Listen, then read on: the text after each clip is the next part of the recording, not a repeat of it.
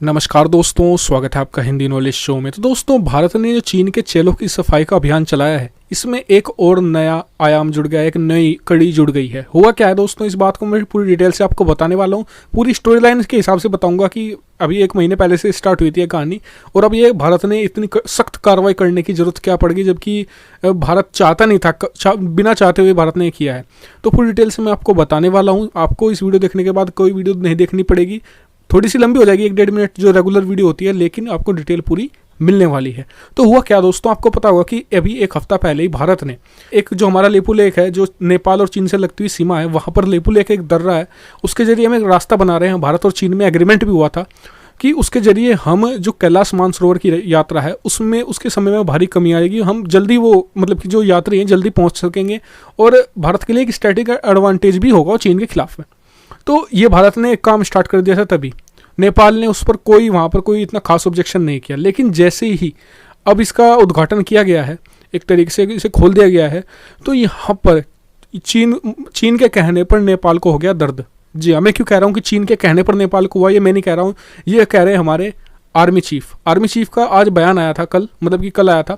उन्होंने कहा था कि हमें नहीं पता कि क्यों लेपू लेक पर इतना हो हल्ला मचा रहा है नेपाल, लेकिन ये हो सकता है कि वो किसी के कहने पर ऐसा कर रहे हो। पहले इस पर कोई ऐसा खास विवाद नहीं था, पहले इस पर कोई इतनी बात नहीं थी। लेपू लेक वाले पर काला पानी पर जरूर डिस्प्यूट था, और भारत और नेपाल के बीच बातचीत भी चल रही थी उस पर, और अभी भी बातचीत चल रही है, उसमें कोई इशू नहीं, उसकी हम बाद में बात करेंगे। लेकिन लेपू लेक को लेकर इतना कोई खास विवाद नहीं था। और बाद में इसी बात को पॉइंट आउट किया आर्मी चीफ ने कि कोई भी ऐसा देश मतलब कि अगर चीन के कहने पर चलेगा तो वो अपना ही कुछ खोएगा, हमारा इसमें कुछ नहीं बिगड़ने वाला। तो अब उस समय फिर क्या नेपाल ने मतलब कि इतना तगड़ा विरोध जताया चीन के कहने पर। ये भी मैं बताऊंगा कि क्यों चीन के कहने पर, कि चीन के कहने पर इतना तगड़ा विवाद खड़ा किया नेपाल ने कि एक उनकी एम्बेसी जो वहाँ पर फॉरेन जो एक्सटर्नल अफेयर्स मिनिस्ट्री है जो नेपाल की, उसने एक पोस्टर टाइप में जारी किया, एक पूरा लेटर जारी किया कि हम इसका विरोध करते हैं। और वहाँ के जो फॉरेन अफेयर मिनिस्टर हैं, यानी कि एक तरीके से विदेश मंत्री हैं, उन्होंने क्या कहा, अब वो सुनिए। उन्होंने कहा कि हम भारत के खिलाफ सेना तैनात करेंगे। जी हाँ, सेना तैनात करेंगे और भारी मात्रा में तैनात करेंगे। लेकिन फिर वही बात, हलवा कहने में और हलवा खरीदकर खाने में बहुत बड़ा अंतर है। सेना ऐसे तैयार नहीं की जाती, सेना ऐसे तैनात नहीं की जाती कि आपने कह दिया और तैनात हो गई। उनकी पोस्ट का खर्चा, वहाँ तक पोस्ट बनाने में भी खर्चा, बहुत ज़्यादा खर्चा आता है, और सालाना उसका बर्डन नेपाल झेल नहीं पाएगा जितनी भारत के साथ उसकी लगी हुई सीमा है। भारत चाहे तो इतनी ज़्यादा डिस्प्यूट खड़े कर सकता है कि नेपाल मतलब कि हाथ जोड़ लेगा। क्यों? उदाहरण के तौर पर नेपाल की टोटल इकोनॉमी है 30 अरब डॉलर की, ठीक है नहीं। उत्तर प्रदेश की सिर्फ उत्तर प्रदेश की इकोनॉमी 250 से 300 बिलियन डॉलर की, 300 अरब डॉलर की है, यानी कि उससे 10 गुना तो सिर्फ उत्तर प्रदेश की है। इंडिया की टोटल इकोनॉमी 3000 बिलियन डॉलर की है, 3 ट्रिलियन डॉलर की है। कहाँ तक खड़े होंगे हमारे सामने, तो ये भी देखना चाहिए। और जबकि भारत पीसफुली कह रहा है कि जी हम आपके साथ सारे मसले, 99% बॉर्डर डिस्प्यूट भारत ने नेपाल के साथ मिलकर सुलझा लिए, कहीं उनको थोड़ी सी जमीन ज़्यादा दे ली, कुछ मतलब कि भारत ने समझौते कर लिए।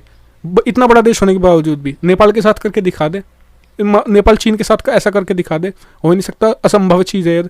और इसलिए तो मैं नेपाल पर आज, उस पर भी हम वीडियो बनाएंगे कभी, कि नेपाल के जो माउंट एवरेस्ट वाला हिस्सा है उस पर भी चीन कब्जा करने के लिए मतलब कि एक तरीके से मुहिम शुरू कर रहा है। उस पर तो कोई नहीं बोलेगा, वहाँ पर बिल्कुल नहीं बोलेंगे।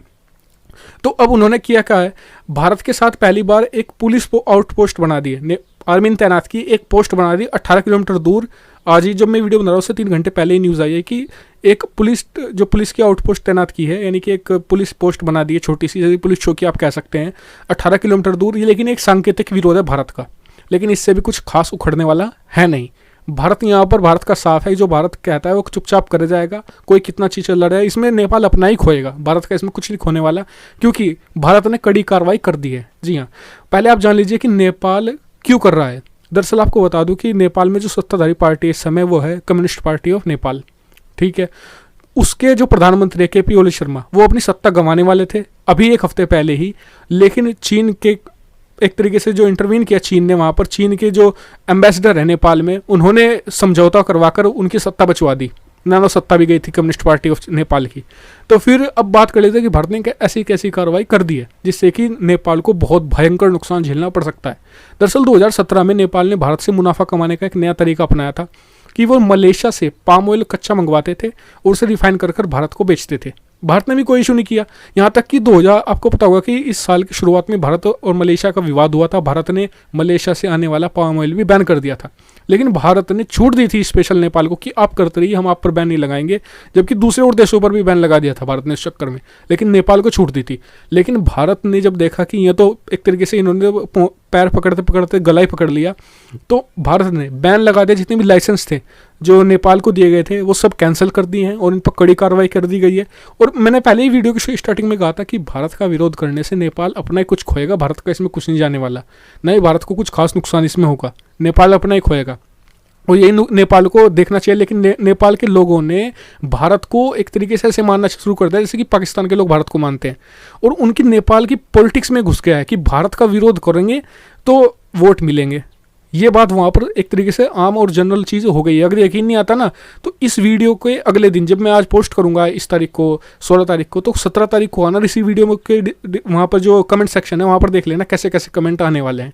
आप समझ जाओगे कि कितना विरोध भारत का वो करते हैं, खास करके जब से वो मधेसी आंदोलन हुआ था। तो इस पर आपका क्या कमेंट है? क्या भारत ने बिल्कुल सही कार्रवाई करी है? क्या भारत को और भी करना चाहिए? क्योंकि जैसे कि इन्होंने नेपाल भले ही कुछ उससे कुछ उखड़ने नहीं वाला, लेकिन एक भारत का विरोध के लिए, सांकेतिक विरोध के लिए इतिहास में पहली बार इन्होंने भारत की सीमा पर जो पुलिस आउटपोस्ट बनाई है, क्या भारत को उसका भी कड़ा जवाब दे देना चाहिए? मुझे तो लगता है दे देना चाहिए। और भारत को इंटरवीन कुछ ना कुछ तो एक तरीके से समन तो करना चाहिए इस चीज़ को लेकर नेपाल को। क्योंकि देखिए भारत ने बड़ी मतलब कि इसमें भारत ने कई जगह तो अपनी ज़मीनें भी गंवाई थी जब इनके साथ हमने समझौते किए थे। 99% हमने इनके साथ बॉर्डर डिस्प्यूट सुलझा लिए, लेकिन ये काला पानी और नाकुला पर इतना ज़्यादा अड़े हुए हैं कि मुझे लगता है कि भारत को इन्हें बहुत हार्ड हिट करना चाहिए, तभी ये सुधरेंगे। आप मुझे कमेंट करके जरूर बताइएगा कि आपका इस पर क्या व्यू है। साथ ही वीडियो को शेयर कर दीजिएगा। और हाँ, हमारा चैनल आज सिर्फ 700 सब्सक्राइबर की कमी है 4 लाख होने में, तो जरूर कर दीजिएगा और इस वीडियो को शेयर भी कीजिएगा। Thank you very much for watching video. Keep subscribe, keep share, keep support.